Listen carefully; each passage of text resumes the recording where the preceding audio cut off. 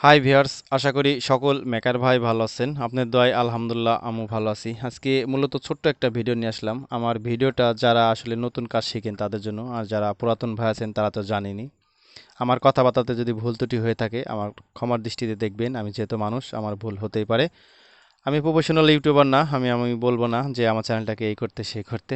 আমার ভিডিও দেখে যদি আপনি ভালো লাগে তবে আপনি করতে পারেন, আর যদি কোনো মন্তব্য থাকে তবে কমেন্ট করে জানাতে পারেন। যদি কোনো হেল্প লাগে তবেও জানাতে পারেন, আমি চেষ্টা করব যতটুকু হেল্প করা যায়। আজকে মূলত দেখতে পাচ্ছেন আমার হাতে একটা মোবাইল সার্কিট, 5 ভোল্ট একটা মোবাইল সার্কিট, একটা সেন্সার।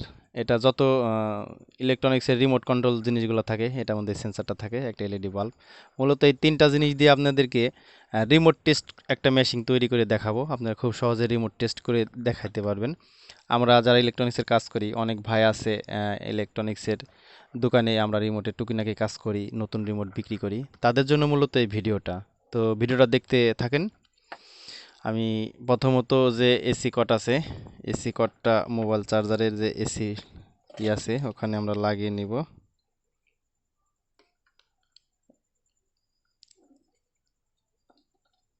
আমাদের এটা লাগানো শেষ।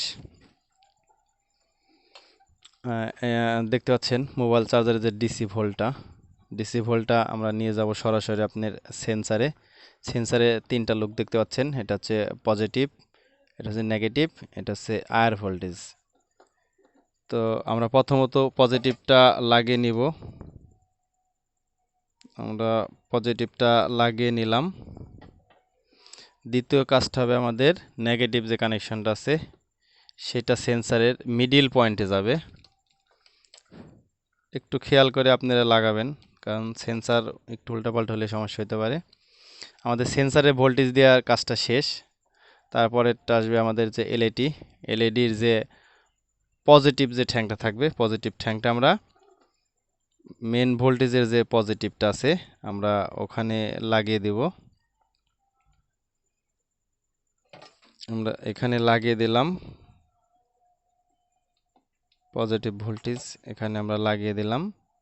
আমাদের বাদ থাকলো এলইডির নেগেটিভটা আমরা সেন্সারের ওই পাশে যে আয়ার ভোল্টেজ আছে, যেখান থেকে আপনি রিমোট টিপলে আয়ার ভোল্টেজটা আউট করবে, আমরা ওখানে আয়ার ভোল্টেজটা আমরা লাগিয়ে দিলাম। তো এটা আমাদের টেস্ট করার জন্য আমাদের এসি একটা কম্বাইন বোর্ড আছে, দেখতে পাচ্ছেন এখানে লাইন আছে। আমরা এটা আপনার এসি লাইনে ইন করে দিলাম। সরি, দেখতে পাচ্ছেন আমাদের যে মোবাইল চার্জার ইন্ডিকেটর সেটা জ্বলছে। আমরা এটা টেস্ট করার জন্য একটা রিমোট নিব। দেখতে পাচ্ছেন এটা হচ্ছে আপনার নোভা রিমোট, বেশিরভাগ চায়না টিভিতে কাজ করে। আপনাদের রিমোট যদি ঠিক থাকে তবে এটা মারবেন। আশা করি দেখতে পাচ্ছেন এলইডিটা আপ ডাউন করছে। রিমোট ঠিক থাকলে আপ ডাউন করবে, আর রিমোটে যদি কাজ না করে তবে আপ ডাউন করবে না। আপনি যেটাতে মন চায় সেটাতে প্রেস করবেন, প্রেস করলেই এটাতে হয়ে যাবে। মূলত এই ভিডিওটা তৈরি করা আমার এক ভাই আমাকে ফোন করে বলছে, ভাই আমাদের তো রিমোট টেস্ট করা লাগে, তো রিমোট টেস্ট করার মতন কোনো সিস্টেম আপনাদের কাছে আছে কিনা। আর সব জায়গাতে আমরা এই মেশিনগুলো কিনতেও পাই না। আপনার এটা যখনই চাপবেন তখনই আপনার এই ইন্ডিকেটারটা জ্বলবে, তখন বুঝতে পারবেন যে রিমোটটা ভালো আছে, কাজ করছে। তো যারা ভিডিওটা প্রথম থেকে লাস্ট পরিমাণ দেখলেন তাদেরকে অনেক ধন্যবাদ। ভিডিওটা লং করতে চাচ্ছি না। সবাই ভালো থাকবেন, সুস্থ থাকবেন। আল্লাহ হাফেজ।